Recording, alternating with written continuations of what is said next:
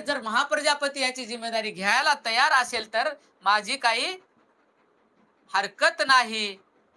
तोच तिचा संघ प्रवेशाचा प्रारंभ ठरेल. जर हे सर्व जिम्मेदारी महाप्रजापती घ्यायला तयार आहे, 8 नियम तिने आत्मसात केले आणि अंगीकार केल्यानंतर ती स्वतः त्यानुसार आचरण करेल आणि इतर जे काही स्त्रिया भिक्खू संघामध्ये सामील होईल, त्या सर्वांकडून तशा पद्धतीचं जे 8 नियम पालन करून घ्यायचं सर्व जिम्मेदारी जर ती घेण्यास तयार असेल महाप्रजापती, तर माझी काही हरकत नाही.